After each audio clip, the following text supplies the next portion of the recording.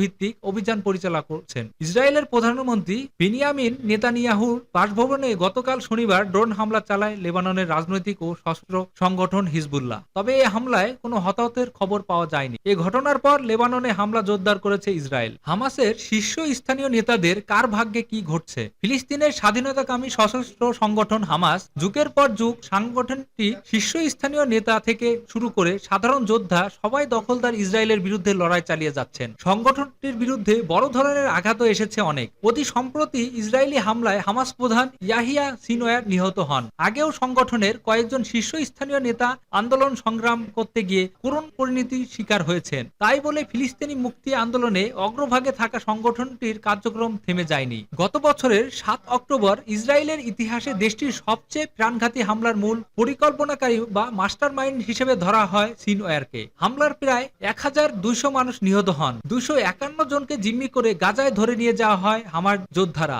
Sinwar ইসরায়েলের most wanted তালিকায় ছিলেন। সিনওয়ার গাজায় থাকতেন, সেখান থেকে হামাসকে নিয়ন্ত্রণ করতেন। গত জুলাইয়ে ইরানের রাজধানী তেহরান হামাস নেতা ইসমাইল হানিয়ার গুপ্ত হত্যার শিকার হওয়ার পর সিনওয়ার হামাসের সর্বসময় ক্ষমতার অধিকারী হন। ১৯৬২ সালে গাজায় জন্ম সিনওয়ারের। অল্প বয়সে হামাসের কর্মকাণ্ডে জড়িয়ে পড়েন তিনি। হামাসের গোয়েন্দা শাখা ও সিনওয়ারের হাত ধরেই ৩ বার ইসরায়েলিদের হাতে আটক হয়েছিলেন তিনি। ১৯৮৮ সালে যখন তৃতীয় দফায় আটক হন, তখন ইসরায়েলে তাকে যাবজ্জীবন কারাদণ্ড দিয়েছিল। পরবর্তী সময়ে হামাসের হাতে ৫ বছরের বেশি সময় আটক থাকা ইসরায়েলি সেনার মুক্তির বিনিময়ে ১,০০০-এর বেশি ফিলিস্তিনি আরব বন্দীদের মুক্তি দেয় ইসরায়েল। তাদের মধ্যে সিনওয়ার ছিলেন। ইসরায়েলি কারাগার থেকে মুক্তি পেয়ে হামাসের নিজের পুরনো অবস্থান ফেরেন সিনওয়ার। ১৯১৭ সালে তিনি গাজা উপত্যকায় হামাসের রাজনৈতিক শাখার প্রধান হন। এর আগে ২০১৫ সালে যুক্তরাষ্ট্র সিনওয়ারকে আন্তর্জাতিক সন্ত্রাসীদের কালো তালিকাভুক্ত করে। ১৬ অক্টোবর গাজায় রাফায় সিনওয়ারকে হত্যা করে ইসরায়েলি বাহিনী।